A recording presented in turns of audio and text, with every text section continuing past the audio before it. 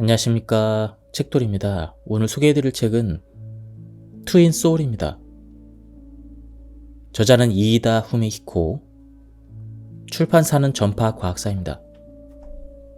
저자 소개를 간단하게 하겠습니다. 이이다 후미히코, 1962년 일본 히로시마현에서 태어났다. 경영 심리학자, 생명 작가, 음악 요법가이다. 후쿠시마 대학 경제학과 교수로 오랜 시간 교육과 연구에 힘썼다.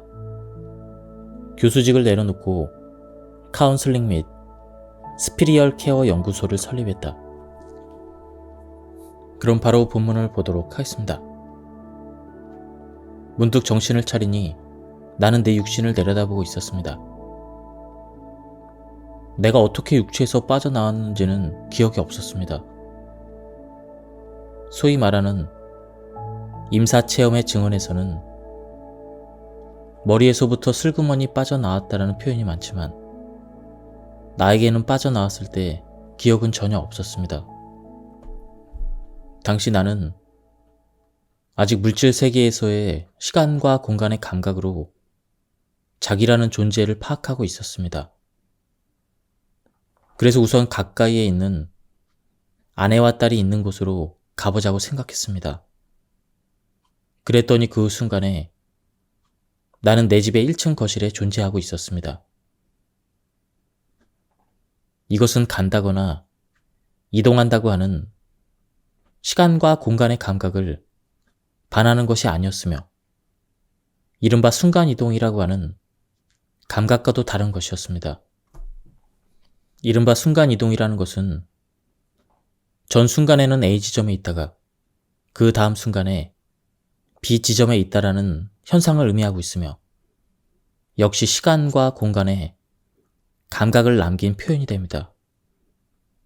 그러나 내가 경험한 현상에는 순간이나 이동이라는 감각조차 전혀 없었습니다. 그것은 시간과 공간의 개념을 수반할 수밖에 없는 물질 세계의 언어로는 결코 표현할 수 없는 현상이었습니다. 그러나 물이라는 것을 인정하고 문필가의 말속을 차지하는 사람으로서 어떻게든 언어로 표현하고자 노력한다면 다음과 같은 표현을 할 수가 있습니다. 내 영혼은 동시에 모든 존재와 연결되어 있었습니다. 즉, 나는 내 방의 침대에 누워있는 자신의 육체 위에 떠 있으면서 동시에 아내와 딸을 의식하고 1층의 거실에도 존재하고 있었습니다.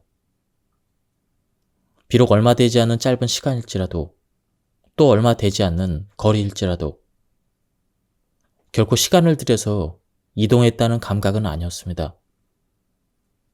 나는 육체에서 떠남으로써 시간과 공간의 개념에서 이미 해방되어 있었던 것입니다. 나는 내가 지구에 그리고 우주의 모든 존재와 연결되어 있으며 전혀 시간을 들이지 않고 어디에나 의식을 향할 수 있다는 것을 알게 되었습니다. 그렇습니다. 나는 A 지점과도 B 지점과도 또 다른 모든 지점과도 연결되어 있어서 단순히 어느 지점에 의식을 향하게 하느냐의 문제뿐이라는 것을 이해하게 되었습니다. 여기서 말하는 존재라는 것은 장소, 인간 이외의 생명, 형태를 가지지 않는 여러 가지 의식, 그리고 생명 이외의 온갖 존재를 지칭하는 그러한 것들을 말하자면 우주에 존재하는 모든 것을 표현하고자 합니다. 내 영혼은 동시에 여러 가지 존재와 연결되어 있었습니다. 그런데 육체에서 떨어져 모든 존재와 연결되어 있는 나는 모든 존재와 이미 연결되어 있기 때문에 어떤 존재와도 즉시 연결될 수가 있었던 것입니다. 역설적인 표현이지만 역설만이 비교적 그리고 감각적으로 가장 정확한 표현입니다. 또 지금 생각해보니 재미있었던 것은 영혼으로 돌아가면 모든 연결의 의미가 분명하게 보였다는 것입니다. 예를 들면 현재 가족이나 친구 또는 경쟁 관계에 있는 사람들이 나에게 얼마나 소중한 관계였는지 잘 알게 됩니다. 더욱이 정도의 차가 있긴 하지만 각각의 다른 영혼과 내 영혼이 지구상에서 보낸 몇 번의 과거에서의 관계까지 흥미롭게 알 수 있었습니다. 이번 인생에서는 만나지 못했던 사람 중 과거 인생에서 깊은 관계가 있었던 영혼이 내부에 숨어서 존재하고 있음을 알 수 있었습니다. 이러한 관계를 알아도 별로 놀랐다는 것이 아니라 그저 담담하게 그래 그랬었군. 이런 감각으로 있는 그대로 모든 관계를 받아들일 수가 있었습니다.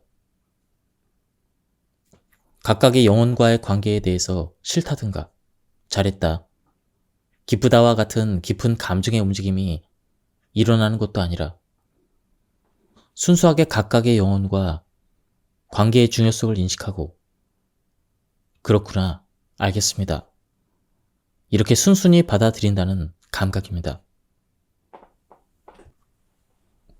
분명 이치상으로는 모습이 보이지 않는 영혼 상태에서 만나고 싶은 사람이 있는 곳으로 자유자재로 날아가서 그 사람의 수줍은 모습을 보면서 즐거워할 수도 있을 듯 합니다.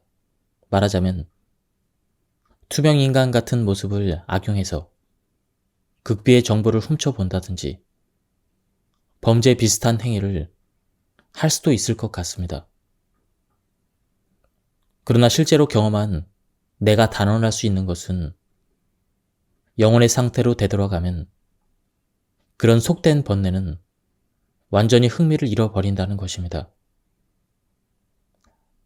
따라서 좋아하는 가수의 나체를 보고 싶다라는 욕망은 전혀 생기지 않으며 나쁜 짓을 하고 싶은 생각도 전혀 일어나지 않았습니다.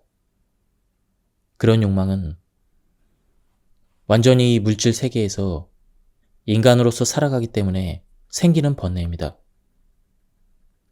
육체를 떠나 영혼의 모습으로 되돌아간 순간에는 모든 인간적인 욕망에서 우리는 해방됩니다.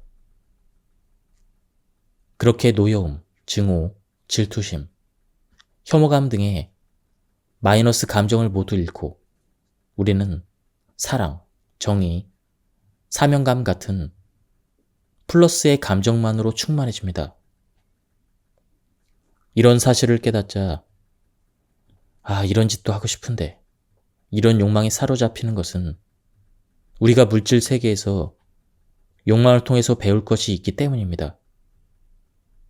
우리 본래의 모습, 즉 영혼이라는 영적인 존재로 돌아가는 순간 그런 동물적인 욕망은 다행인지 불행인지 깨끗이 없어집니다.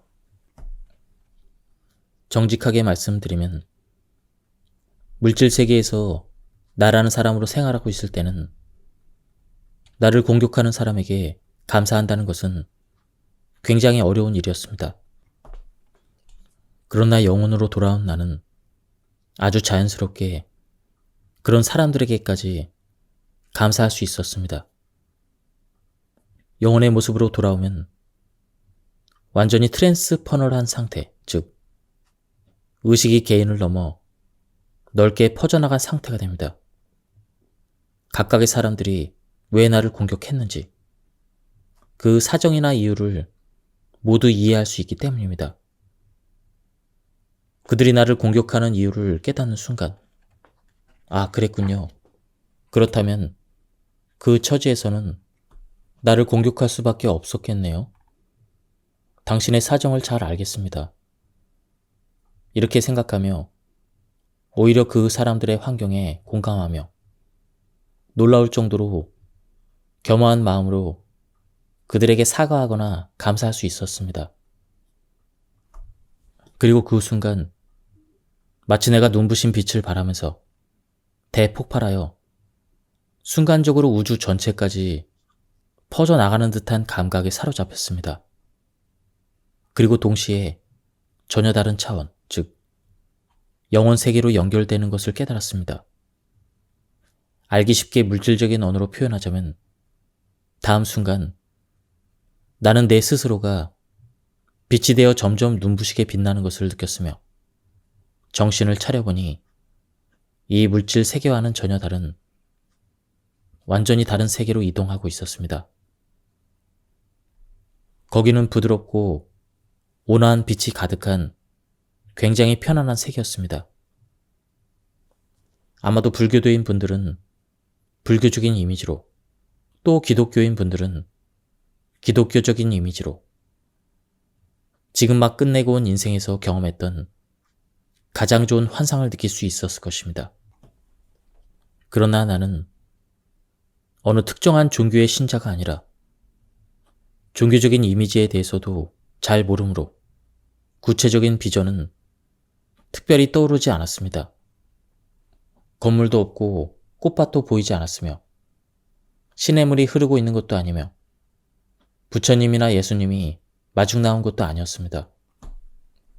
구체적인 비전은 떠오르지 않았지만 나에게는 그곳이 굉장히 좋은 곳이며 종교에서 말하는 극락이나 천국과 같은 세계라는 것을 아주 자연스럽게 이해할 수 있었습니다. 그저 그곳에 있는 것만으로도 영혼에서의 내 에너지가 충만한 듯한 기분이 들었기 때문입니다. 그곳을 간단하게 표현하자면 영혼의 에너지로 충만한 세계라고 밖에는 표현할 수가 없었습니다. 물질적인 표현을 빌린다면 그곳에 떠 있는 것만으로도 점점 원기가 왕성해지고 배가 부르고 목마름이 치유되고 행복한 기분으로 충만한 그런 감각의 세계였습니다. 문득 내 앞에 엄청나게 눈부신 빛이 나타났습니다. 좀 더 정확하게 표현한다면 나는 어떤 힘에 의해서 내 파조를 훨씬 넘는 상상을 초월하는 높은 파장의 차원에 연결되어 있었습니다. 그 빛의 파조는 놀라울 정도로 굉장히 높았습니다. 그 빛이 바로 궁극의 빛이라고밖에 부를 수 없는 유일무이한 존재처럼 느껴졌습니다. 나는 빛을 향해 물었습니다. 당신은, 그 빛은 단지 미소를 짓고 있는 듯 느껴졌습니다. 왜 당신은 이렇게 저를 연결한 거죠? 그 궁극의 빛은 이렇게 말을 건넸습니다. 네가 원했기 때문이야. 그 순간 그 빛은 진지한 표정으로 나에게 질문하기 시작했습니다. 충분히 배웠는가? 그 질문에 대해서 나는 놀라울 정도로 겸손한 자세로 이렇게 답을 하고 있었습니다. 아니요. 아직 불충분합니다. 죄송합니다. 사과할 건 없어. 그것으로 좋아. 배우는 것에는 결코 충분하다는 한계가 없으니까. 그렇다면 충분히 사랑을 했는가? 아니요. 그것도 아직 불충분합니다. 죄송합니다. 사과할 건 없어. 꼭 사과하고 싶다면 살면서 살아온 여러 영혼들에게 사과해. 예. 너에 대해서 또 한 가지 물어볼 것이 있다. 충분히 사명을 다하고 왔는가? 아니라고 말씀드려야 할지, 라고 해야 될지, 충분한지 어떨지는 잘 모르겠습니다. 하지만 제 나름대로 제 임무를 다하려고 노력했습니다. 그것으로 됐다. 중요한 것은 네가 후회 없을 정도로 노력했느냐 하는 것이다. 예, 감사합니다. 나에게 감사할 것은 없어. 예의를 차리고 싶으면 스스로를 자랑스럽게 생각해. 다른 질문은 없으신가요? 그랬더니 궁극의 빛은 미소를 지으며 답했습니다. 없어. 예? 그것뿐입니까? 질문은 단지 그 세 가지 뿐입니까? 그것이 전부다. 그러면 인생에서 충분히 배웠는가? 충분히 사랑했는가? 충분히 사명을 다했는가? 단지 이 세 가지 뿐인가요? 그렇다. 인생을 끝마친 뒤에 받게 되는 질문은 정말 그게 전부인가요? 그 세 가지 질문에 모든 것이 포함되어 있기 때문이다. 모든 것이요? 그 외에 또 무엇을 물어보고 싶은가? 예를 들면 인간 사회에서 얼마만큼 성공했는가 하는 것도 어느 정도는 가치가 있지 않겠습니까? 인간 사회에서의 성공에는 가치가 없어. 정말 그런가요? 너무 극단적이지 않나요? 하지만 모든 것에는 가치가 있다고, 가치가 없는 건 없다고 믿으며 살았는데, 인간 사회에서는 가치가 있을지 모르겠지만 여기에서는 인간 사회에서의 성공이 문제가 되지 않아. 모든 사물과 현상, 모든 경험이 존재하는 이유는 오직 하나. 배움이란다. 그 허망함에서 배우고 진실한 성공의 답을 얻고자 노력하면 되는 거야. 진실한 성공이요? 성공의 의미가 바뀌면 결과의 의미도 바뀐다. 그렇다면 진실한 성공이란 사회적인 성공이 아니라 다른 것이란 말입니까? 배우라, 구하라, 그리고 깨달으라. 사회적인 성공이 아니라면 사회란 말의 반대는 개인이니까 예를 들면 개인으로서의 성공입니까? 개인으로서. 그렇다면 진정한 의미의 성공이란 다른 사람으로부터 받은 평가, 즉 사회적인 성공이 아니라 자신이 개인적으로 평가받은 결과, 즉 자기 나름의 성공이네요. 자기 나름의 성공이란 성공의 기준이나 척도가 타인이 아니라 자기 자신이라는 의미고, 타인이 나를 어떻게 평가하든 자신이 평가하기에 자기가 배우고 사랑하고 사명을 다하고 충분히 노력했다면 그것이야말로 진정한 성공이다라는 말씀이시네요. 바로 그것이다. 그러나 그때 자기가 자신을 평가하는 건 그 기준이나 척도가 너무 주관적이지 않을까요? 그것은 쓸데없는 걱정이다. 왜 그러죠? 인생을 끝마치고 여기에 돌아올 때는 누구나 완벽하게 겸허해지기 때문이다. 그럼 인간으로 살고 있을 때는 주관적이더라도 죽은 뒤에는 모두 같은 기준에서 자기 평가를 하게 된다는 말씀이십니까? 조금 전에 너도 그랬지. 겸허하게 자기를 평가했지. 정말 나의 배움이나 사랑이 불충분했다고 자학한 순간 마치 목이 쫄리는 듯한 고통을 느꼈습니다. 내가 이렇게까지 겸허해질 수 있을까 놀랄 정도로요. 더구나 극히 자연스럽게 있는 그대로의 상태에서. 그렇다. 어느 영혼이든 마찬가지로 냉정하게 자신을 평가할 수가 있단다.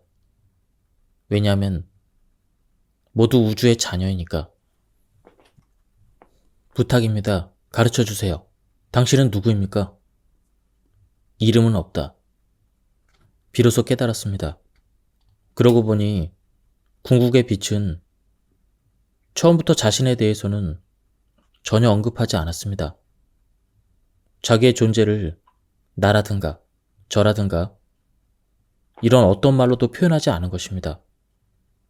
나에게는 이름이 없다라고 답하지 않고 단순히 이름은 없어라고 답했을 뿐입니다. 혹시 자신을 언어로 표현할 방법이 없는 건 아닐까? 그래서 이렇게 다시 물었습니다. 다른 사람들은 당신을 뭐라고 부릅니까? 그랬더니 의외의 답이 돌아왔습니다. 아무도 부르지 않는다. 아무도 표현하지 않는다. 왜죠? 이름을 지을 수도 없고 표현할 수도 없기 때문이다.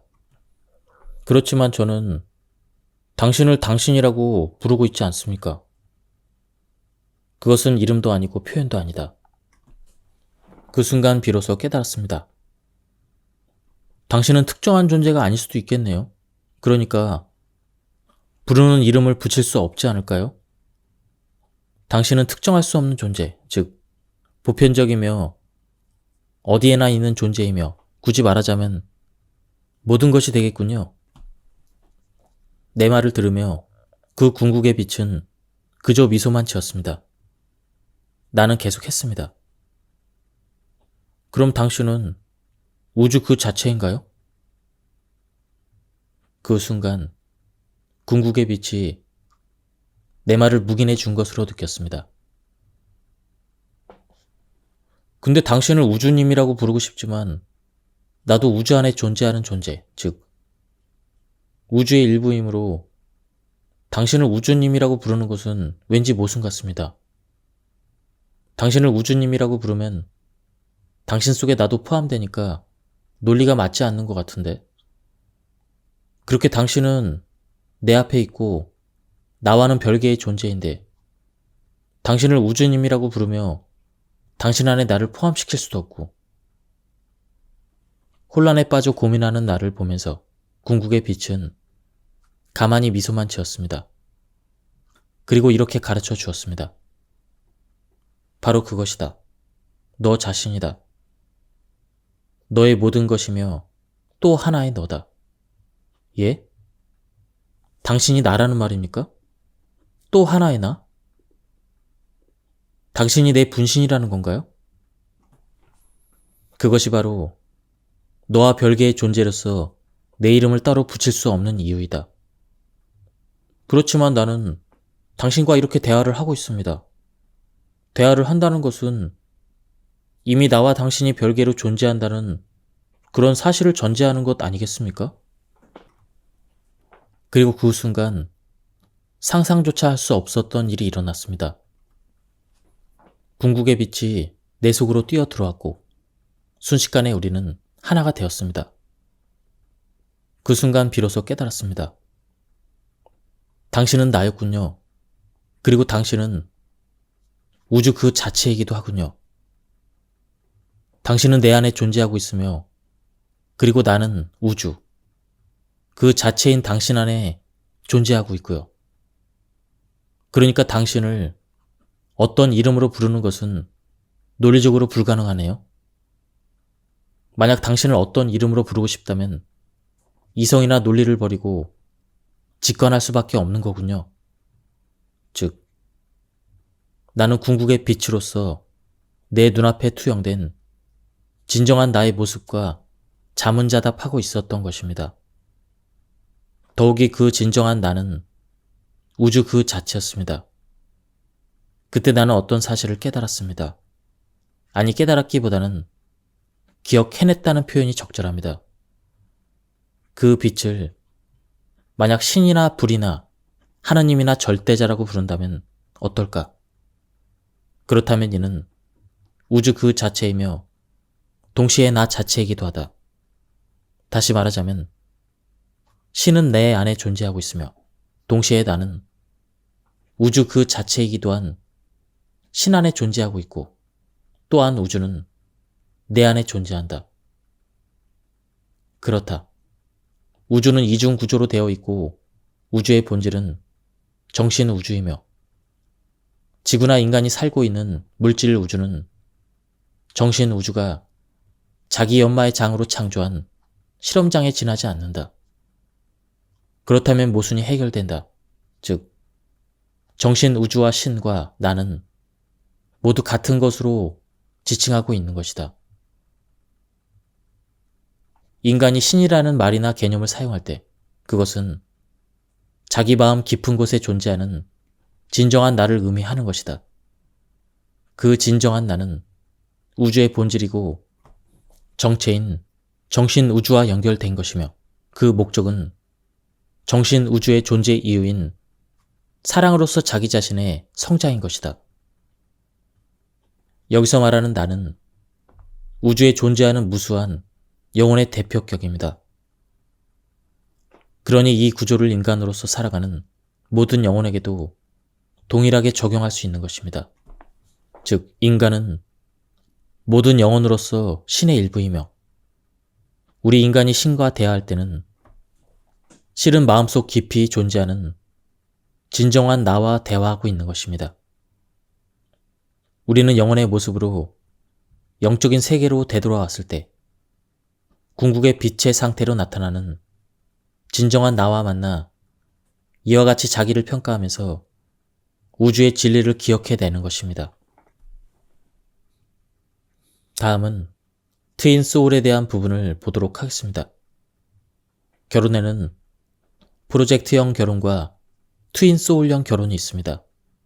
태어나는 순간 하나의 영혼이 둘로 나뉘어 별개의 육체에 연결되었을 때 이 두 영혼을 트윈 소울이라고 부릅니다.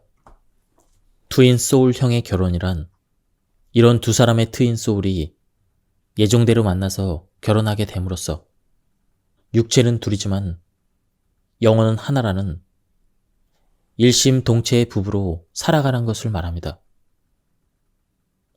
트윈 소울형 부부의 특징은 서로가 큰 안정감으로 결합되어 있다는 점입니다. 그들이 서로에게 크게 신경을 안 쓰고도 얼마든지 잘 지낼 수 있는 이유입니다. 원래 한 영혼이 두 개의 별도 육체로 나눠진 것에 지나지 않기 때문에, 즉 자기의 분신을 상대하는 것과 같기 때문에 아주 자연스러운 자기 자신으로 지낼 수가 있습니다. 단, 간혹 오해할 수 있는데 트윈 소울이라고 해서 성격이나 취미, 기호, 사상이나 가치관 등까지 일치하는 것은 아닙니다. 그런 것들은 많은 부분이 태어난 지방이나 가정 환경, 교육이나 출신 학교, 친구나 연인 등 여러 요인으로 태어난 후에 형성된 것입니다. 그래서 태어나기 전부터 가지고 있었던 영혼으로서의 개성을 직접 반영하지는 못합니다. 원래 같은 영혼이 둘로 나눠진 것뿐이라고 해도 태어난 후에 쌓아올린 경험에 의해 전혀 다른 성격이나 가치관을 가지게 되는 것은 극히 자연스럽습니다. 따라서 트윈 소울형 부부를 특징 짓는 것은 결코 같은 성격이나 가치관을 가지고 있다는 것이 아닙니다. 오히려 성격이나 가치관이 전혀 다름에도 불구하고 이 사람과는 왠지 다른 사람과는 비교가 되지 않을 정도로 안정감으로 결합한다라는 것입니다. 따라서 트윈 소울형 부부는 성격이나 가치관이 다름에도 불구하고 싸우는 일이 없고 비록 의견 차이가 명백하게 드러나도 자연스럽게 대화로 문제를 원활하게 처리할 수가 있습니다. 다음은 트윈 소울에 대해서 빛에게 질문한 내용입니다. 트윈 소울은 대부분 결혼 상대로 나타나지만 그 외의 큰 목적을 달성하기 위해 일심동체가 되어 서로 돕는 체구의 반려로 나타나는 경우도 적지 않습니다. 그렇다면 다른 결혼 상대와 부부 생활을 영위하면서 별도의 장소에서 일을 같이 하는 동료로서 같은 사명을 감당하는 동료라는 그런 형태로의 트윈 소울도 있을 수 있다는 건가요? 물론입니다. 그런 때는 트윈 소울끼리 남녀의 연애 관계에 빠질 가능성이 높지 않겠습니까? 여러 경우가 있어서 일반화할 수는 없습니다. 남녀로서의 연애 감정이 생기지 않도록 짜여 있을 때도 있고, 같은 성이기 때문에 연애 감정이 강력한 우정으로 결합되도록 짜일 때도 있습니다. 그렇다면 반드시 남녀로서 한쪽이 남성, 다른 한쪽이 여성으로 태어난다는 형태만 있는 것은 아니군요. 그렇습니다. 같은 성으로 태어나서 최고의 동료로서 서로 돕는 경우도 있습니다. 그렇군요.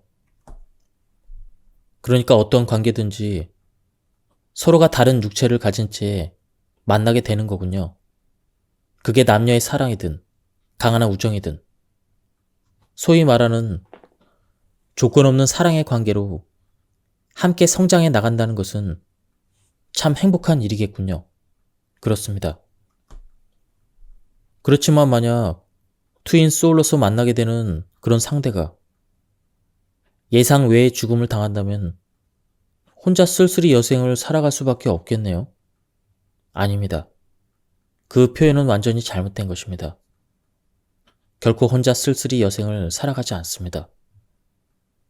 육체를 가지고 있는 인간 외의 형태로 만난다는 말씀인가요? 트윈 소울은 원래 하나의 영혼이 둘로 나눠져 별개의 육체를 가지고 태어난 것입니다. 따라서 그 어느 한쪽이 육체를 잃게 되는 경우는 곧 그 시점에서 다른 살아있는 육체와 동화하여 원래 한 영혼으로 되돌아가 살아가게 되는 것입니다. 따라서 그 시점에 그 인물은 잠재의식에서 자기의 트윈 소울이 육체를 잃었다는 사실을 알게 되므로 결혼 상대를 찾겠다는 의욕도 상실하게 됩니다. 그 사람은 결혼 이외의 일에 흥미를 가지며 그 후의 인생을 배우게 되는 것입니다. 그런 인생도 그것으로 행복한 인생입니다. 다음은 인생에 대한 질문입니다. 돈으로는 절대 사람의 마음을 살 수 없습니다. 돈으로 사람을 잠시, 일시적으로 복종하게 할 수는 있겠지만 길고 안정된 신뢰관계는 절대 구축할 수 없습니다. 사람을 마음속 깊은 곳부터 움직이게 하는 것은 오직 하나, 사랑입니다. 거짓이 아닌 진정한 사랑을 느낄 때 사람은 비록 돈을 잃게 되더라도 기꺼이 협조하는 것입니다. 그 사랑이라는 것은 도대체 무엇이죠? 그것만큼 간단한 질문은 없습니다. 당신과 모든 이들이 이미 그 답을 알고 있기 때문입니다. 그 답을 모른 채 태어난 사람은 하나도 없습니다. 각각의 영혼이 그 사랑 자체이기 때문입니다. 따라서 만약 당신의 질문에 인간의 언어로 답을 한다면 사랑이란 당신입니다. 즉, 인생을 통해 나란 무엇인가를 계속 자문하는 과정 자체가 사랑을 묻는 과정이기도 한 것입니다. 그렇다면 인생이란 도대체 무엇이죠? 그것 또한 간단한 질문입니다. 당신과 다른 모든 이들이 그 답을 이미 알고 있습니다. 그 답을 모른 채로 태어나는 영혼은 단 하나도 존재하지 않습니다. 영혼이 인간으로 태어나는 목적은 단지 배운다라는 것 뿐입니다. 따라서 만약 당신의 질문에 인간의 말로 답을 한다면 인생이란 배움이다라고 답할 수 있습니다. 그렇다면 그 인생이라는 배움의 과정에서 사랑 그 자체인 인간에게 가장 중요한 것은 무엇입니까? 높은 긍지를 가지고 사는 것, 즉 나는 사랑 그 자체다라고 하는 자기 믿음을 절대 잃지 않는 것입니다. 그것이 여간해서 잘 안 됩니다. 자기 믿음을 잃지 않고 높은 긍지를 가지려면 어떻게 해야 되죠? 사랑 그 자체인 나를 있는 그대로 사랑하면 됩니다. 그런데 나를 사랑하고자 해도 인간이라면 누구나 많은 죄를 범하면서 살아가고 있습니다. 자신에게 엄격할수록 더더욱 자신을 사랑할 수 없지 않을까요? 비록 당신이 자신을 사랑할 수 없다 하더라도 당신이 사랑 그 자체인 것에는 변함이 없습니다. 아무리 죄가 많은 사람이라도, 아무리 자신을 믿을 수 없는 사람이라도, 아무리 자신이 미운 사람이라도 모두가 사랑 그 자체란 사실에는 변함이 없습니다. 그 사실을 생각해내는 것입니다. 그렇지만 여간해서 그 사실을 떠올릴 수가 없습니다. 어떻게 해야 할까요? 기도 드리는 것입니다. 마음속으로 빛을 상상하면서 눈부신 것에 기도를 드리는 것입니다. 눈부신 것을 마음속에 그리면서 기도 드린다는 것은 눈부신 빛의 차원에 영혼을 연결한다는 것입니다. 그러면 당신의 영혼은 다시 일어설 수 있는 에너지를 공급받을 수가 있습니다. 기도에는 큰 힘이 있는 거군요. 확실히 큰 힘이 있습니다. 단 그 힘은 기도의 힘을 믿는 정도에 따라 다릅니다. 기도의 힘을 강하게 믿는 사람일수록 보다 파조가 높은 차원에 연결될 수 있기 때문입니다. 그렇다면 그 힘을 믿지 않는 사람의 기도는 기껏해야 파조가 낮은 차원밖에 연결되지 못한다는 건가요? 별다른 효과가 없겠군요. 그렇습니다. 그러면 그 외의 사람이 인생을 살아가는데 중요한 메시지는 없습니까? 많이 웃고 많이 웃게 하십시오. 나도 농담을 잘해서 사람들을 웃게 하는 걸 좋아합니다만 웃는 것이나 웃게 하는 것이 중요하군요. 웃게 하는 것은 어떠한 치료보다 좋은 치료약입니다. 만병통치약이죠. 마음의 병뿐 아니라 육체의 병도 웃음으로 치유할 수 있습니다. 유쾌하게 웃을 때 사람은 마음 깊은 곳에서 빛의 차원과 연결되어 빛의 에너지를 받아들이기 때문입니다. 따라서 사람들에게 웃음을 주는 역할은 대단히 소중한 사명이며 대단히 긍지가 높은 역할입니다. 영혼으로서 배움을 쌓고 빛으로서 파조가 높아질수록 사람을 빛의 차원으로 연결하는 능력, 즉 다른 사람을 웃게 하는 재능이 몸에 있는 것입니다. 사람을 웃기는 재능은 예를 들면 농담을 잘한다든가 그런 것을 말하는 겁니까? 분명히 그런 재능도 일부 포함됩니다만 사람을 빛의 차원에 연결하는 능력이라는 것은 좀 더 본질적인 힘을 말합니다. 그것은 사람을 즐겁게 하는 능력이며 사람의 얼굴에 미소를 띠게 하는 능력입니다. 직접적인 언행으로 웃음을 자아내진 않더라도 그 사람을 보면 어딘지 모르게 기분이 밝아진다. 그 사람이 있는 것만으로도 분위기가 부드러워진다 등의 예가 있습니다. 그런 효과가 있는 그 사람. 그 영혼이 가진 빛으로서 파조가 가져다 주는 본질적인 효과입니다. 그렇군요. 물질 세계에서 일어나는 여러 현상은 모두 정신 세계의 구조와 밀접하게 연결되어 있군요. 그렇습니다.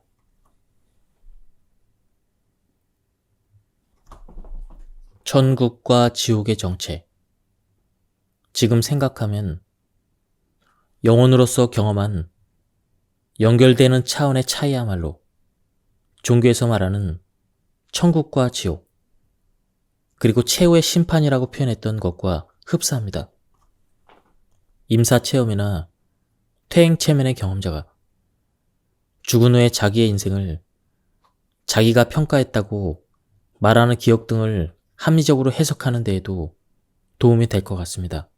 즉, 우주에는 여러 가지 파조의 차원이 있어서 인생이라는 배움을 마친 영혼은 그 배움의 내용이나 레벨에 따라 육체를 떠난 후에 빛으로서의 진동수가 다르기 때문에 자기의 파조에 대응하는 최적의 차원에 연결된다는 해석입니다. 이때 우리가 영혼이라고 부르는 것이 빛인 이상 더 파조가 높거나 진동수가 많은 것, 즉 더 눈부신 빛일수록 그 차원의 존재라는 것을 알 수 있습니다. 자신이 빛날수록 자신이 더 자랑스럽겠죠. 그러므로 이 눈부신 빛의 긍지야말로 우리에게 가장 중요한 것, 즉 빛으로서의 행복을 의미하게 됩니다. 따라서 인생을 배움의 기회로 삼고 더 큰 사랑을 실천한 영혼일수록 육체를 떠났을 때는 더 많이 진동할 수 있고 더 높은 파조의 빛, 즉 눈부신 빛으로서 더 고차원적인 차원에 연결될 수가 있다. 그래서 빛으로서의 행복도 더 크고 넓어진다는 것입니다. 역으로 배움이나 사랑하는 것, 이것을 포기한 영혼은 진동이 높아지지 않고 오히려 더 낮아집니다. 육체를 떠났을 때 파조가 낮은 어두운 빛의 모습을 갖게 되며 연결될 수 있는 차원도 낮아지게 됩니다. 그러므로 당연히 빛으로서의 행복도 더 낮을 것입니다. 인생에서 얻은 배움이나 실천한 사랑의 정도에 따라 인생을 끝마친 뒤에 연결할 수 있는 차원이 달라진다는 현상을 옛적부터 종교에서는 인생을 보낸 방식에 따라 죽음 후의 행선지가 달라진다라고 표현한 것입니다. 보다 파조가 높은 빛으로서의 행복감이 강한 차원을 천국이라고 부르고, 보다 파조가 어둡고 빛으로서의 행복감이 낮은 차원을 지옥이라 이름을 붙여 민중에게 설명해 온 것 같습니다. 그런데 내가 이번 경험으로 이해한 바로는 실제로는 육체를 떠난 후에 연결되는 차원은 많으며 단순히 천국과 지옥 두 가지만이 아니라고 느꼈습니다. 천국이나 지옥 그 자체를 여러 부류로 나누어 설명하는 종교도 실제로 많습니다. 단 지옥에 빠지면 빠져나올 수 없다라는 설명은 물질 세계적인 오해에 불과합니다. 각각의 종교가 긴 세월을 겪으며 인간적인 생각을 추가한 것이라고 생각합니다. 한 종교가 지옥이라고 표현하는 파조가 낮은 차원과 연결되었다고 하더라도 또다시 인생이라는 배움의 기회에 도전하여 훌륭하게 배움과 사랑을 달성하면 점점 더 고차원적인 차원으로 자기 자신을 높여갈 수 있기 때문입니다. 지금까지 이 책에 대한 리뷰를 모두 마쳤습니다. 이 책은 한 명의 과학자가 임사체험을 하면서 느낀 바를 쓴 그런 책이었습니다. 이 책은 저자가 직접 경험한 체험을 바탕으로 쓴 그런 책인데요. 굉장히 내용이 신비하고 흥미로웠습니다. 한번 책을 구해서 읽어보실 것을 추천드립니다. 여기서 리뷰를 마치도록 하겠습니다. 감사합니다. 안녕하십니까. 책돌이입니다. 오늘 소개해드릴 책은 트윈 소울입니다. 저자는 이이다 후미히코, 출판사는 전파 과학사입니다. 저자 소개를 간단하게 하겠습니다. 이이다 후미히코, 1962년 일본 히로시마현에서 태어났다. 경영심리학자, 생명작가, 음악 요법가이다. 후쿠시마 대학 경제학과 교수로 오랜 시간 교육과 연구에 힘썼다. 교수직을 내려놓고 카운슬링 및 스피리얼 케어 연구소를 설립했다. 그럼 바로 본문을 보도록 하겠습니다. 문득 정신을 차리니 나는 내 육신을 내려다보고 있었습니다. 내가 어떻게 육체에서 빠져나왔는지는 기억이 없었습니다. 소위 말하는 임사체험의 증언에서는 머리에서부터 슬그머니 빠져나왔다는 표현이 많지만 나에게는 빠져나왔을 때 기억은 전혀 없었습니다. 당시 나는 아직 물질 세계에서의 시간과 공간의 감각으로 자기라는 존재를 파악하고 있었습니다. 그래서 우선 가까이에 있는 아내와 딸이 있는 곳으로 가보자고 생각했습니다. 그랬더니 그 순간에 나는 내 집의 1층 거실에 존재하고 있었습니다. 이것은 간다거나 이동한다고 하는 시간과 공간의 감각을 반하는 것이 아니었으며 이른바 순간이동이라고 하는 감각과도 다른 것이었습니다.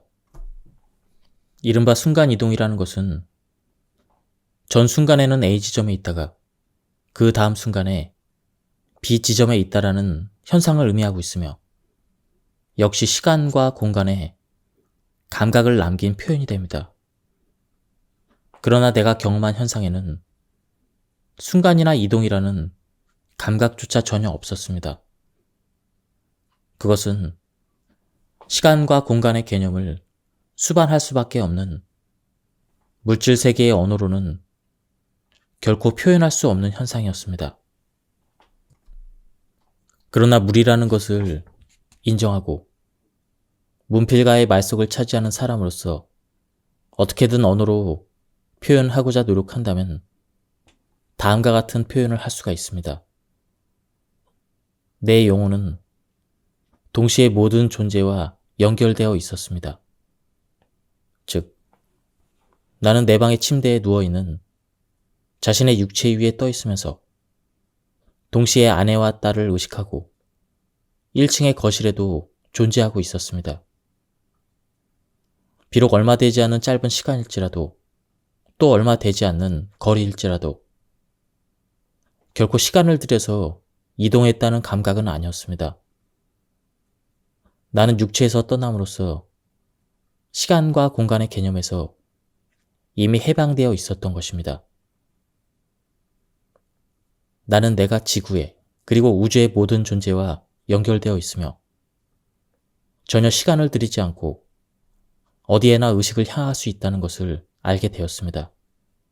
그렇습니다. 나는 A 지점과도 B 지점과도 또 다른 모든 지점과도 연결되어 있어서 단순히 어느 지점에 의식을 향하게 하느냐의 문제뿐이라는 것을 이해하게 되었습니다. 여기서 말하는 존재라는 것은 장소, 인간 이외의 생명, 형태를 가지지 않는 여러 가지 의식, 그리고 생명 이외의 온갖 존재를 지칭하는 그러한 것들을 말하자면 우주에 존재하는 모든 것을 표현하고자 합니다. 내 영혼은 동시에 여러 가지 존재와 연결되어 있었습니다. 그런데 육체에서 떨어져 모든 존재와 연결되어 있는 나는 모든 존재와 이미 연결되어 있기 때문에 어떤 존재와도 즉시 연결될 수가 있었던 것입니다. 역설적인 표현이지만 역설만이 비교적 그리고 감각적으로 가장 정확한 표현입니다. 또 지금 생각해보니 재미있었던 것은 영혼으로 돌아가면 모든 연결의 의미가 분명하게 보였다는 것입니다. 예를 들면 현재 가족이나 친구 또는 경쟁 관계에 있는 사람들이 나에게 얼마나 소중한 관계였는지 잘 알게 됩니다. 더욱이 정도의 차가 있긴 하지만 각각의 다른 영혼과 내 영혼이 지구상에서 보낸 몇 번의 과거에서의 관계까지 흥미롭게 알 수 있었습니다. 이번 인생에서는 만나지 못했던 사람 중 과거 인생에서 깊은 관계가 있었던 영혼이 내부에 숨어서 존재하고 있음을 알 수 있었습니다. 이러한 관계를 알아도 별로 놀랐다는 것이 아니라 그저 담담하게 그랬었군. 이런 감각으로 있는 그대로 모든 관계를 받아들일 수가 있었습니다. 각각의 영혼과의 관계에 대해서 싫다든가 잘했다, 기쁘다와 같은 깊은 감정의 움직임이 일어나는 것도 아니라 순수하게 각각의 영혼과 관계의 중요성을 인식하고 그렇구나, 알겠습니다, 이렇게 순순히 받아들인다는 감각입니다. 분명 이치상으로는 모습이 보이지 않는 영혼 상태에서 만나고 싶은 사람이 있는 곳으로 자유자재로 날아가서 그 사람의 수줍은 모습을 보면서 즐거워할 수도 있을 듯 합니다. 말하자면 투명인간 같은 모습을 악용해서 극비의 정보를 훔쳐본다든지 범죄 비슷한 행위를 할 수도 있을 것 같습니다. 그러나 실제로 경험한 내가 단언할 수 있는 것은 영혼의 상태로 되돌아가면 그런 속된 번뇌는 완전히 흥미를 잃어버린다는 것입니다.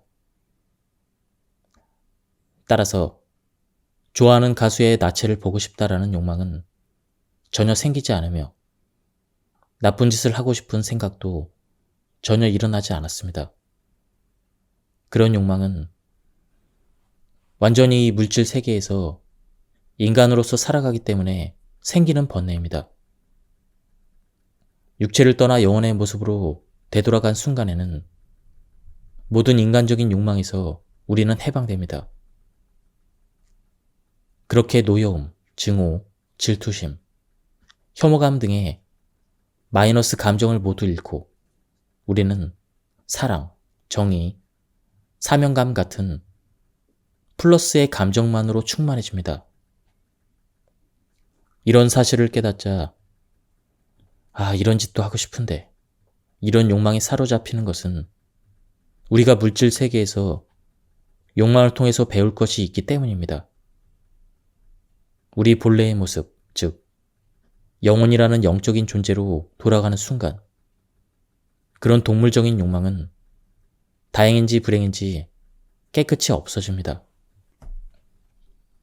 정직하게 말씀드리면 물질 세계에서 나라는 사람으로 생활하고 있을 때는 나를 공격하는 사람에게 감사한다는 것은 굉장히 어려운 일이었습니다. 그러나 영혼으로 돌아온 나는 아주 자연스럽게 그런 사람들에게까지 감사할 수 있었습니다.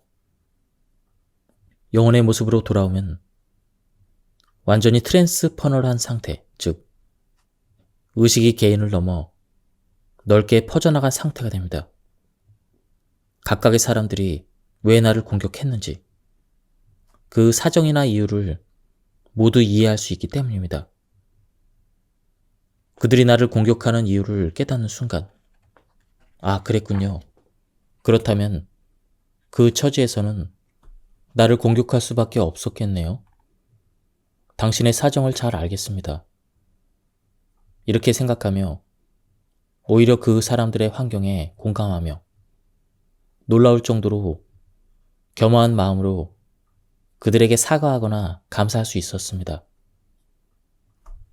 그리고 그 순간 마치 내가 눈부신 빛을 발하면서 대폭발하여 순간적으로 우주 전체까지 퍼져나가는 듯한 감각에 사로잡혔습니다. 그리고 동시에 전혀 다른 차원, 즉 영혼 세계로 연결되는 것을 깨달았습니다.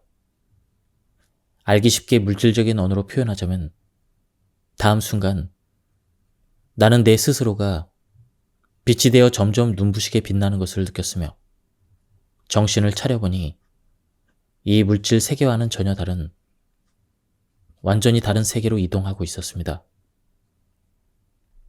거기는 부드럽고 온화한 빛이 가득한 굉장히 편안한 세계였습니다. 아마도 불교도인 분들은 불교적인 이미지로 또 기독교인 분들은 기독교적인 이미지로 지금 막 끝내고 온 인생에서 경험했던 가장 좋은 환상을 느낄 수 있었을 것입니다.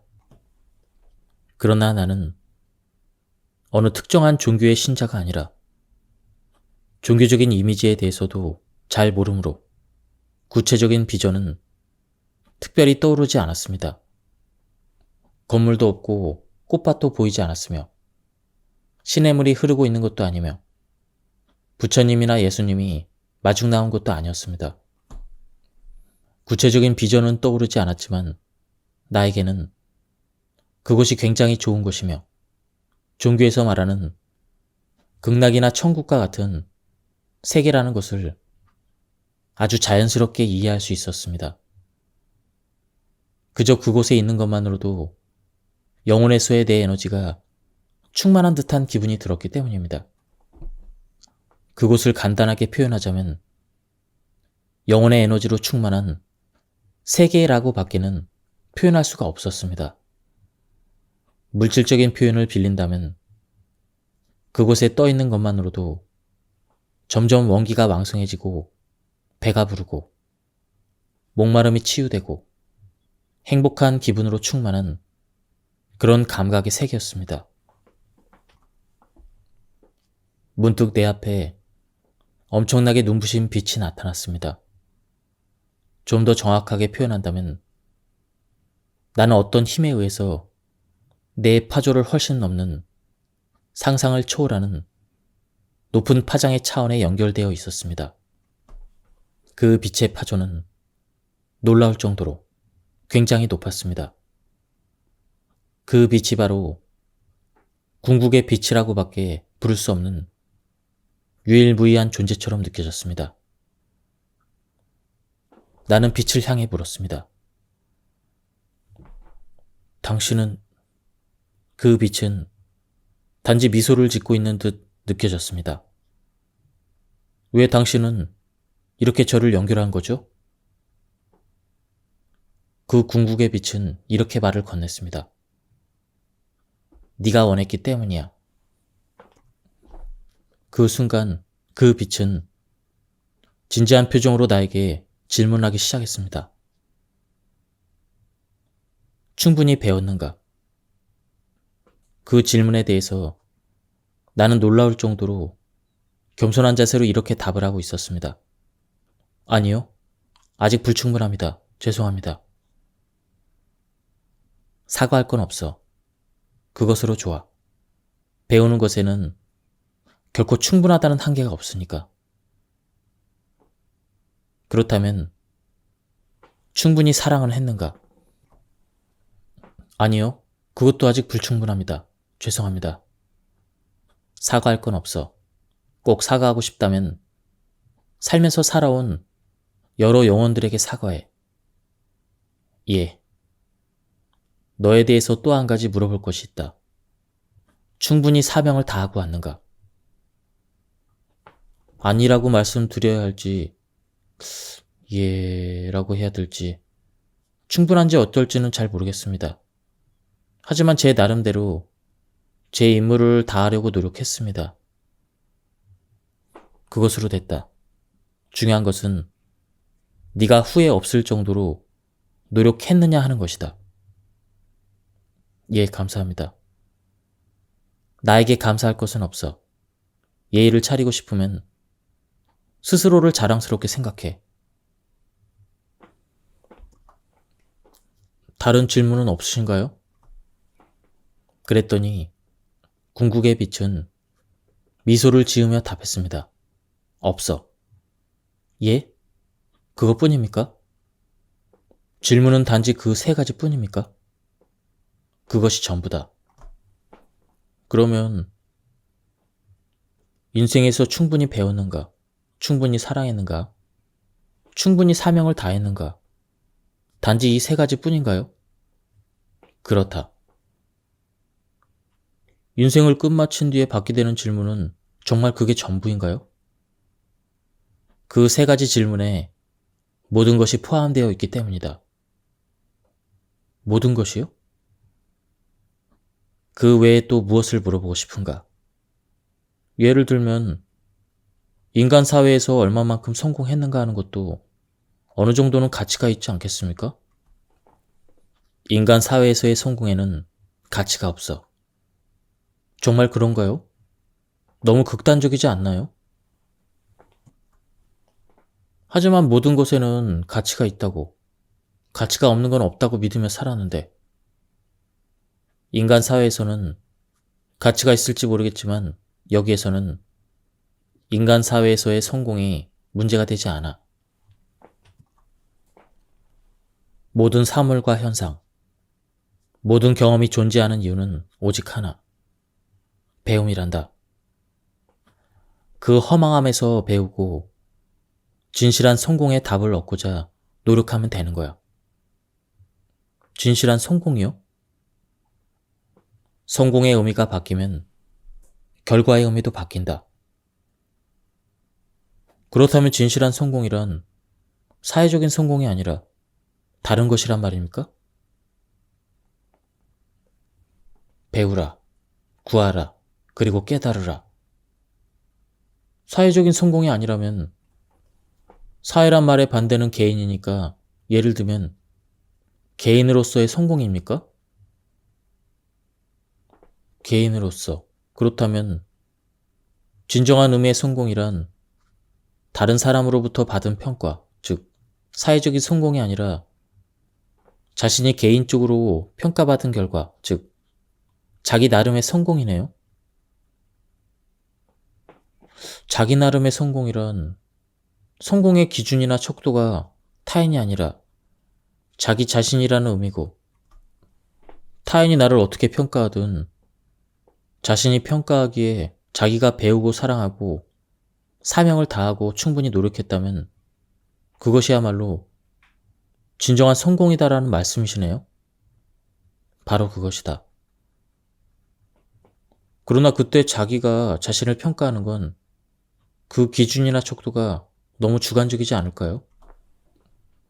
그것은 쓸데없는 걱정이다. 왜 그러죠? 인생을 끝마치고 여기에 돌아올 때는 누구나 완벽하게 겸허해지기 때문이다.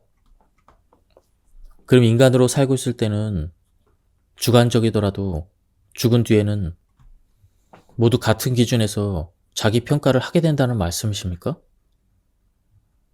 조금 전에 너도 그랬지. 겸허하게 자기를 평가했지. 정말 나의 배움이나 사랑이 불충분했다고 자학한 순간 마치 목이 쫄리는 듯한 고통을 느꼈습니다.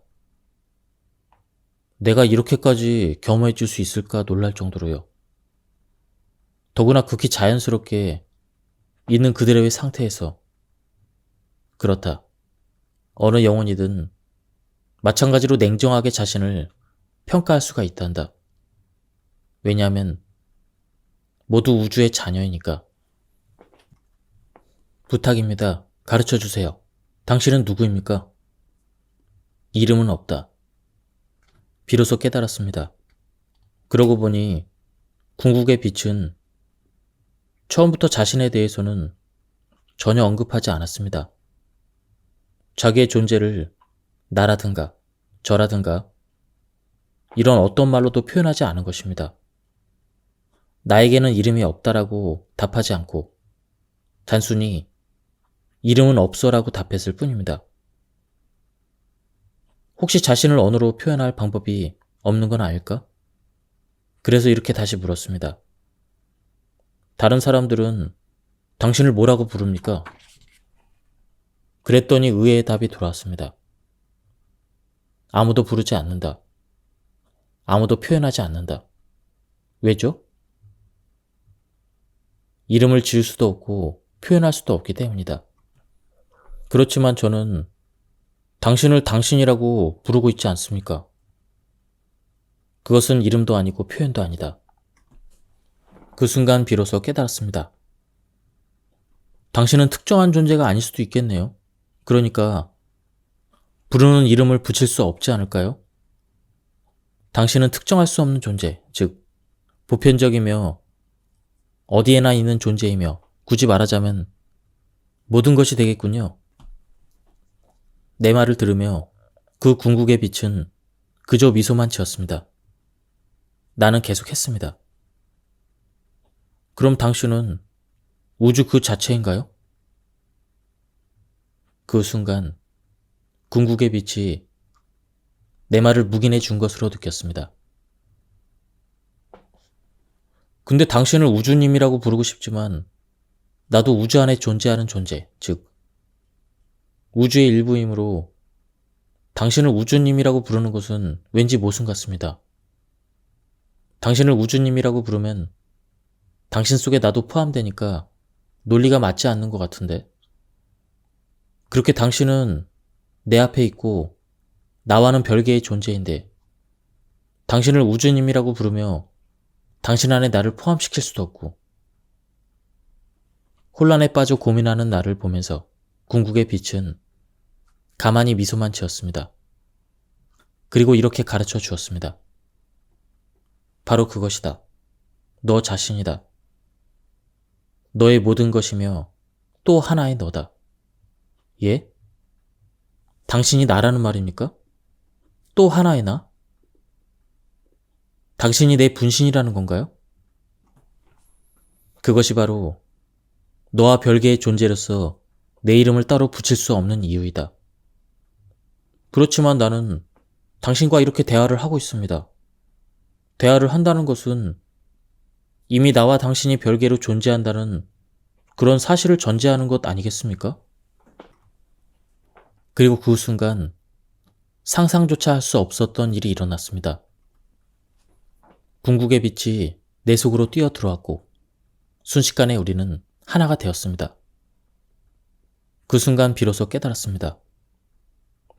당신은 나였군요. 그리고 당신은 우주 그 자체이기도 하군요. 당신은 내 안에 존재하고 있으며 그리고 나는 우주, 그 자체인 당신 안에 존재하고 있고요. 그러니까 당신을 어떤 이름으로 부르는 것은 논리적으로 불가능하네요.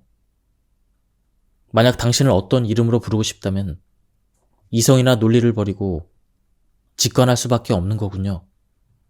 즉, 나는 궁극의 빛으로서 내 눈앞에 투영된 진정한 나의 모습과 자문자답하고 있었던 것입니다. 더욱이 그 진정한 나는 우주 그 자체였습니다. 그때 나는 어떤 사실을 깨달았습니다. 아니, 깨달았기보다는 기억해냈다는 표현이 적절합니다. 그 빛을 만약 신이나 불이나 하나님이나 절대자라고 부른다면 어떨까? 그렇다면 이는 우주 그 자체이며 동시에 나 자체이기도 하다. 다시 말하자면 신은 내 안에 존재하고 있으며 동시에 나는 우주 그 자체이기도 한 신 안에 존재하고 있고 또한 우주는 내 안에 존재한다. 그렇다. 우주는 이중 구조로 되어 있고 우주의 본질은 정신 우주이며 지구나 인간이 살고 있는 물질 우주는 정신 우주가 자기 연마의 장으로 창조한 실험장에 지나지 않는다. 그렇다면 모순이 해결된다. 즉, 정신 우주와 신과 나는 모두 같은 것으로 지칭하고 있는 것이다. 인간이 신이라는 말이나 개념을 사용할 때 그것은 자기 마음 깊은 곳에 존재하는 진정한 나를 의미하는 것이다.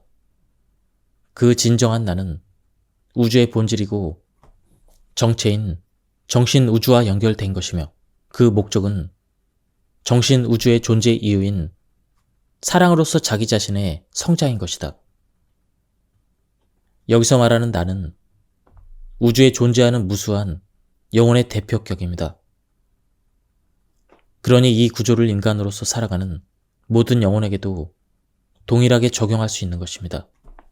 즉, 인간은 모든 영혼으로서 신의 일부이며 우리 인간이 신과 대화할 때는 실은 마음속 깊이 존재하는 진정한 나와 대화하고 있는 것입니다. 우리는 영혼의 모습으로 영적인 세계로 되돌아왔을 때 궁극의 빛의 상태로 나타나는 진정한 나와 만나 이와 같이 자기를 평가하면서 우주의 진리를 기억해내는 것입니다. 다음은 트윈 소울에 대한 부분을 보도록 하겠습니다. 결혼에는 프로젝트형 결혼과 트윈 소울형 결혼이 있습니다. 태어나는 순간 하나의 영혼이 둘로 나뉘어 별개의 육체에 연결되었을 때 이 두 영혼을 트윈 소울이라고 부릅니다. 트윈 소울형의 결혼이란 이런 두 사람의 트윈 소울이 예정대로 만나서 결혼하게 됨으로써 육체는 둘이지만 영혼은 하나라는 일심동체의 부부로 살아가는 것을 말합니다. 트윈 소울형 부부의 특징은 서로가 큰 안정감으로 결합되어 있다는 점입니다. 그들이 서로에게 크게 신경을 안 쓰고도 얼마든지 잘 지낼 수 있는 이유입니다. 원래 한 영혼이 두 개의 별도 육체로 나눠진 것에 지나지 않기 때문에, 즉 자기의 분신을 상대하는 것과 같기 때문에 아주 자연스러운 자기 자신으로 지낼 수가 있습니다. 단, 간혹 오해할 수 있는데 트윈 소울이라고 해서 성격이나 취미, 기호, 사상이나 가치관 등까지 일치하는 것은 아닙니다. 그런 것들은 많은 부분이 태어난 지방이나 가정 환경, 교육이나 출신 학교, 친구나 연인 등 여러 요인으로 태어난 후에 형성된 것입니다. 그래서 태어나기 전부터 가지고 있었던 영혼으로서의 개성을 직접 반영하진 못합니다. 원래 같은 영혼이 둘로 나눠진 것뿐이라고 해도 태어난 후에 쌓아올린 경험에 의해 전혀 다른 성격이나 가치관을 가지게 되는 것은 극히 자연스럽습니다. 따라서 트윈 소울형 부부를 특징 짓는 것은 결코 같은 성격이나 가치관을 가지고 있다는 것이 아닙니다. 오히려 성격이나 가치관이 전혀 다름에도 불구하고 이 사람과는 왠지 다른 사람과는 비교가 되지 않을 정도로 안정감으로 결합한다라는 것입니다. 따라서 트윈 소울형 부부는 성격이나 가치관이 다름에도 불구하고 싸우는 일이 없고 비록 의견 차이가 명백하게 드러나도 자연스럽게 대화로 문제를 원활하게 처리할 수가 있습니다. 다음은 트윈 소울에 대해서 빛에게 질문한 내용입니다. 트윈 소울은 대부분 결혼 상대로 나타나지만 그 외의 큰 목적을 달성하기 위해 일심동체가 되어 서로 돕는 체구에 반려로 나타나는 경우도 적지 않습니다. 그렇다면 다른 결혼 상대와 부부 생활을 영위하면서 별도의 장소에서 일을 같이 하는 동료로서 같은 사명을 감당하는 동료라는 그런 형태로의 트윈 소울도 있을 수 있다는 건가요? 물론입니다. 그런 때는 트윈 소울끼리 남녀의 연애 관계에 빠질 가능성이 높지 않겠습니까? 여러 경우가 있어서 일반화할 수는 없습니다. 남녀로서의 연애 감정이 생기지 않도록 짜여 있을 때도 있고, 같은 성이기 때문에 연애 감정이 강력한 우정으로 결합되도록 짜일 때도 있습니다. 그렇다면 반드시 남녀로서 한쪽이 남성, 다른 한쪽이 여성으로 태어난다는 형태만 있는 것은 아니군요. 그렇습니다. 같은 성으로 태어나서 최고의 동료로서 서로 돕는 경우도 있습니다. 그렇군요. 그러니까 어떤 관계든지 서로가 다른 육체를 가진 채 만나게 되는 거군요. 그게 남녀의 사랑이든 강한 우정이든 소위 말하는 조건 없는 사랑의 관계로 함께 성장해 나간다는 것은 참 행복한 일이겠군요. 그렇습니다. 그렇지만 만약 트윈 소울로서 만나게 되는 그런 상대가 예상 외의 죽음을 당한다면 혼자 쓸쓸히 여생을 살아갈 수밖에 없겠네요. 아닙니다. 그 표현은 완전히 잘못된 것입니다. 결코 혼자 쓸쓸히 여생을 살아가지 않습니다. 육체를 가지고 있는 인간 외의 형태로 만난다는 말씀인가요? 트윈 소울은 원래 하나의 영혼이 둘로 나눠져 별개의 육체를 가지고 태어난 것입니다. 따라서 그 어느 한쪽이 육체를 잃게 되는 경우는 곧 그 시점에서 다른 살아있는 육체와 동화하여 원래 한 영혼으로 되돌아가 살아가게 되는 것입니다. 따라서 그 시점에 그 인물은 잠재의식에서 자기의 트윈 소울이 육체를 잃었다는 사실을 알게 되므로 결혼 상대를 찾겠다는 의욕도 상실하게 됩니다.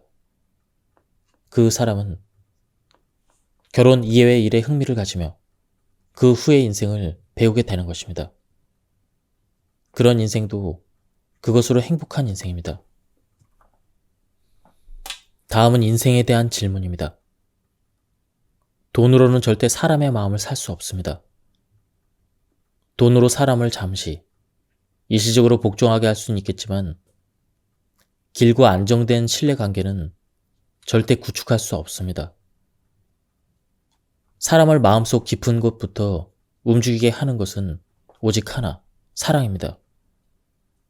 거짓이 아닌 진정한 사랑을 느낄 때 사람은 비록 돈을 잃게 되더라도 기꺼이 협조하는 것입니다. 그 사랑이라는 것은 도대체 무엇이죠? 그것만큼 간단한 질문은 없습니다. 당신과 모든 이들이 이미 그 답을 알고 있기 때문입니다. 그 답을 모른 채 태어난 사람은 하나도 없습니다.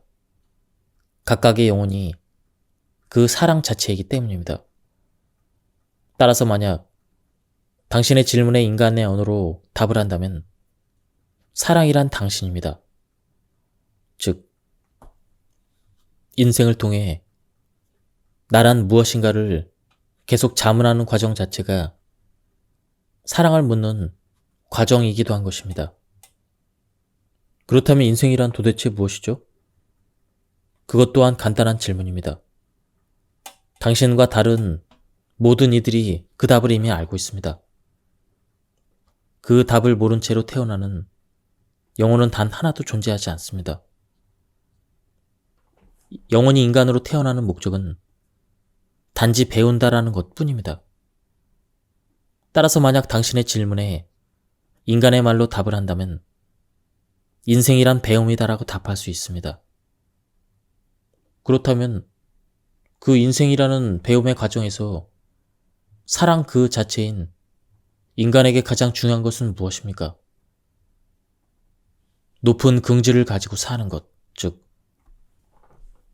나는 사랑 그 자체다라고 하는 자기 믿음을 절대 잃지 않는 것입니다. 그것이 여간해서 잘 안 됩니다. 자기 믿음을 잃지 않고 높은 긍지를 가지려면 어떻게 해야 되죠? 사랑 그 자체인 나를 있는 그대로 사랑하면 됩니다. 그런데 나를 사랑하고자 해도 인간이라면 누구나 많은 죄를 범하면서 살아가고 있습니다. 자신에게 엄격할수록 더더욱 자신을 사랑할 수 없지 않을까요? 비록 당신이 자신을 사랑할 수 없다 하더라도 당신이 사랑 그 자체인 것에는 변함이 없습니다. 아무리 죄가 많은 사람이라도, 아무리 자신을 믿을 수 없는 사람이라도, 아무리 자신이 미운 사람이라도 모두가 사랑 그 자체란 사실에는 변함이 없습니다. 그 사실을 생각해내는 것입니다. 그렇지만 여간해서 그 사실을 떠올릴 수가 없습니다. 어떻게 해야 할까요? 기도 드리는 것입니다.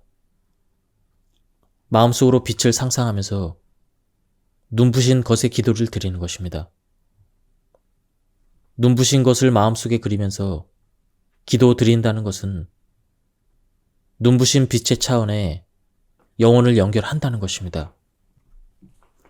그러면 당신의 영혼은 다시 일어설 수 있는 에너지를 공급받을 수가 있습니다. 기도에는 큰 힘이 있는 거군요. 확실히 큰 힘이 있습니다. 단 그 힘은 기도의 힘을 믿는 정도에 따라 다릅니다. 기도의 힘을 강하게 믿는 사람일수록 보다 파조가 높은 차원에 연결될 수 있기 때문입니다. 그렇다면 그 힘을 믿지 않는 사람의 기도는 기껏해야 파조가 낮은 차원밖에 연결되지 못한다는 건가요? 별다른 효과가 없겠군요. 그렇습니다. 그러면 그 외의 사람이 인생을 살아가는데 중요한 메시지는 없습니까? 많이 웃고 많이 웃게 하십시오. 나도 농담을 잘해서 사람들을 웃게 하는 걸 좋아합니다만 웃는 것이나 웃게 하는 것이 중요하군요. 웃게 하는 것은 어떠한 치료보다 좋은 치료약입니다. 만병통치약이죠.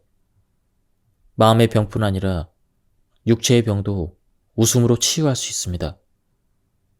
유쾌하게 웃을 때 사람은 마음 깊은 곳에서 빛의 차원과 연결되어 빛의 에너지를 받아들이기 때문입니다. 따라서 사람들에게 웃음을 주는 역할은 대단히 소중한 사명이며 대단히 긍지가 높은 역할입니다. 영혼으로서 배움을 쌓고 빛으로서 파조가 높아질수록 사람을 빛의 차원으로 연결하는 능력, 즉 다른 사람을 웃게 하는 재능이 몸에 있는 것입니다. 사람을 웃기는 재능은 예를 들면 농담을 잘한다든가 그런 것을 말하는 겁니까? 분명히 그런 재능도 일부 포함됩니다만 사람을 빛의 차원에 연결하는 능력이라는 것은 좀 더 본질적인 힘을 말합니다. 그것은 사람을 즐겁게 하는 능력이며 사람의 얼굴에 미소를 띠게 하는 능력입니다. 직접적인 언행으로 웃음을 자아내진 않더라도 그 사람을 보면 어딘지 모르게 기분이 밝아진다. 그 사람이 있는 것만으로도 분위기가 부드러워진다 등의 예가 있습니다. 그런 효과가 있는 그 사람. 그 영혼이 가진 빛으로서 파조가 가져다 주는 본질적인 효과입니다. 그렇군요. 물질 세계에서 일어나는 여러 현상은 모두 정신 세계의 구조와 밀접하게 연결되어 있군요. 그렇습니다.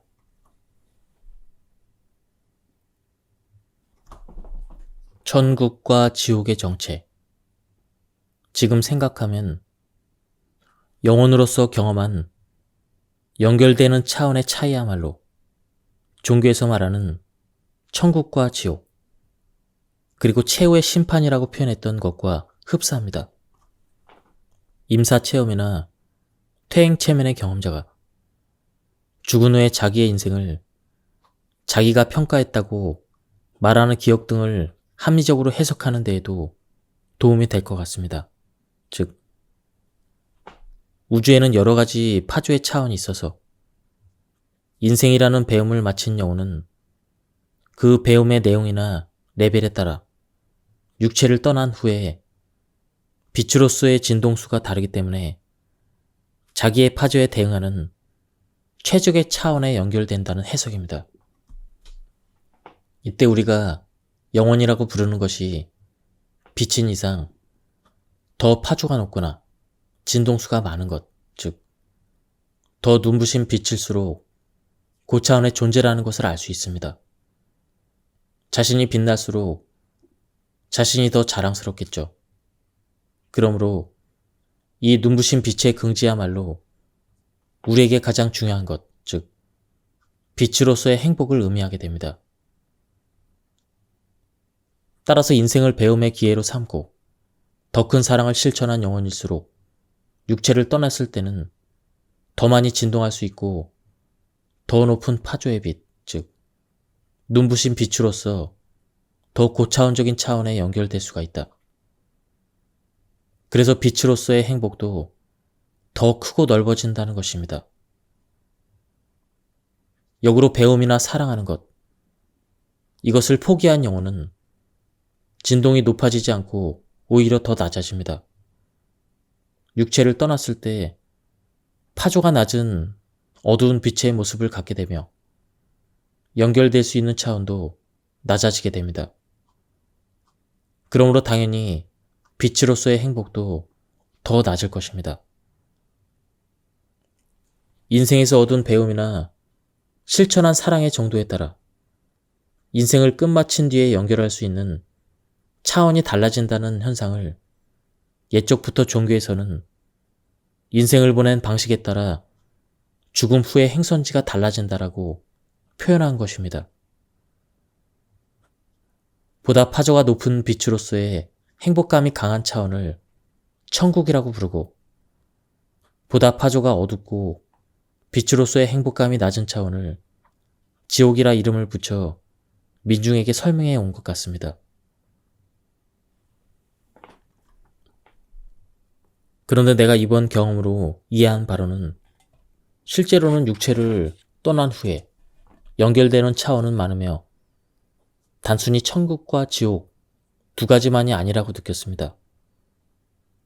천국이나 지옥 그 자체를 여러 부류로 나누어 설명하는 종교도 실제로 많습니다. 단 지옥에 빠지면 빠져나올 수 없다라는 설명은 물질 세계적인 오해에 불과합니다. 각각의 종교가 긴 세월을 겪으며 인간적인 생각을 추가한 것이라고 생각합니다. 한 종교가 지옥이라고 표현하는 타조가 낮은 차원과 연결되었다고 하더라도 또다시 인생이라는 배움의 기회에 도전하여 훌륭하게 배움과 사랑을 달성하면 점점 더 고차원적인 차원으로 자기 자신을 높여갈 수 있기 때문입니다. 지금까지 이 책에 대한 리뷰를 모두 마쳤습니다. 이 책은 한 명의 과학자가 임사체험을 하면서 느낀 바를 쓴 그런 책이었습니다. 이 책은 저자가 직접 경험한 체험을 바탕으로 쓴 그런 책인데요. 굉장히 내용이 신비하고 흥미로웠습니다. 한번 책을 구해서 읽어보실 것을 추천드립니다. 여기서 리뷰를 마치도록 하겠습니다. 감사합니다.